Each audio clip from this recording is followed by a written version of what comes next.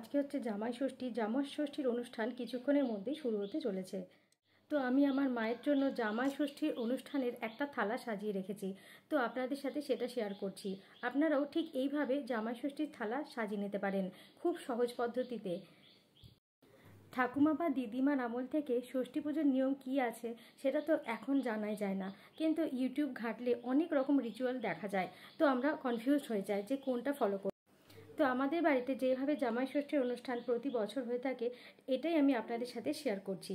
খুবই সাধারণ একটা থালি রেডি করছি, সেটা আপনাদের সাথে শেয়ার করছি। আপনারাও এইভাবেই জামাই ষষ্ঠীর থালিটা সাজিয়ে ফেলতে পারেন। হ্যালো বন্ধুরা, কেমন আছো সকলে? আশা করি সবাই ভালো আছো, ভালো মন্দের মধ্যে দিয়ে। নিয়ে এলাম নতুন একটি ভিডিও তোমাদের জন্য, কিন্তু ভিডিওটা আনতে আমার একটু দেরি হয়ে গেল। জামাই ষষ্ঠীর ভিডিও বললে খুবই লজ্জার বিষয় হবে, কেননা ভিডিওটা এত দিন পরে আমি শেয়ার করছি তোমাদের সাথে। আসলে ভিডিওটা এডিট করে উঠতে সময় পাচ্ছিলাম না। যাই হোক, একটু গেট টুগেদার হয়েছিল, এটা ভেবেই এডিট করলাম। মা থালাতে কি কি দিয়েছে সেটাই প্রথমে বলেছে। দিয়েছি প্রদীপ জ্বালাবো। প্রদীপ দেখে ফেলো। আমি প্রথমে ঘটে এক ঘট জল নিলাম, তা আমি পল্লব দিলাম সিঁদুর চন্দন দিয়ে, তারপর কলা দিলাম, তার আগে দুব্ব দিয়েছি, ফুল দিয়েছি, প্রদীপ জ্বালিয়ে প্রদীপটা জ্বালাবো, দুব্ব, তারপর সিঁদুর বলো। নিচে মাটি রেখেছি, তার উপর ঘট বসিয়েছি, ধাগা রেখেছি, হলুদ তেল হলুদ মাখিয়ে, তারপরে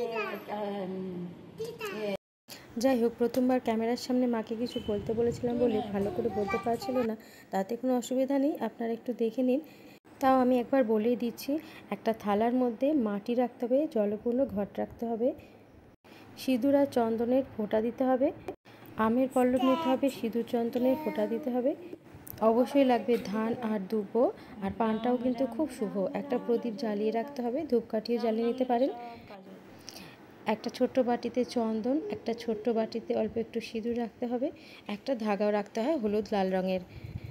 একটা কুলোর মধ্যে বিভিন্ন রকমের ফল রাখতে হবে, সিজনাল যে ফ্রুটসগুলো থাকে সেটাই মেনলি রাখা হয়ে থাকে, যেরকম আম, কলা, লিচু ইত্যাদি। আর অবশ্যই একটা পাখা রাখতে হবে, পাখা দিয়ে নাকি জামাইকে হাওয়া দেওয়া হয় মাথা ঠান্ডা করার জন্য।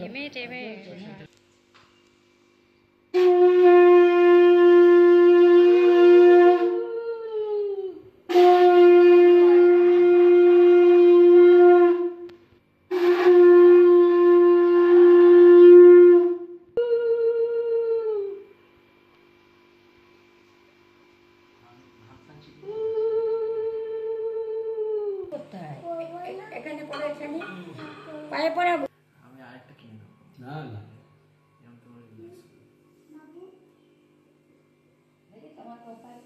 এখন ভিডিও করি, তারপরে ফটোগুলো তুলব।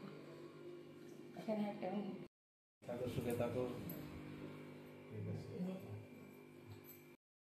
আমরা কিন্তু খাওয়া দাওয়া একসাথেই করেছি, দিদি আর জামাইবাবু আসার পরে একসাথে খাবো বলে অনেকক্ষণ অপেক্ষাও করছিলাম। আর তার আগে গোপালের জন্য বিশেষ কিছু ফুল, আর আজকে যেহেতু বিশেষ একটা দিন, সেই জন্য গোপালের জন্য ভালো কিছু খাবারের আয়োজন করেছি। এই দিকে দিদি আর জামাইবাবু চলে এসেছে, আর সাথে এসেছে আমাদের ছোট সোনু। একে তো প্রচণ্ড গরম ছিল, তার উপরে জামাই ষষ্ঠীর দিন পড়েছিল আরও গরম, সেই জন্য কিন্তু কিছুই ভালো লাগছিল না, গরমের মধ্যে রিচুয়ালটা করতে হলো। তো দিদিরা আসার সাথে সাথে রিচুয়ালটা করা হয়ে গেল, তারপরে কিন্তু আমরা খেতে বসে পড়েছিলাম।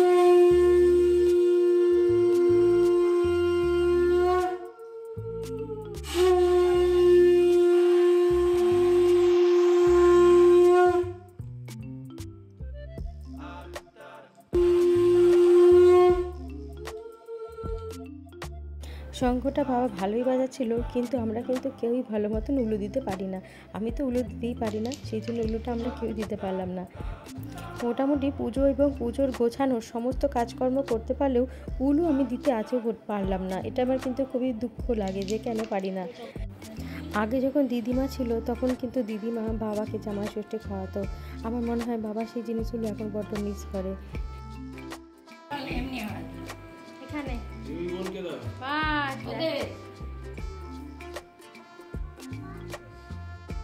তো এরপরে চললো উপহার দেওয়া নেওয়ার পালা।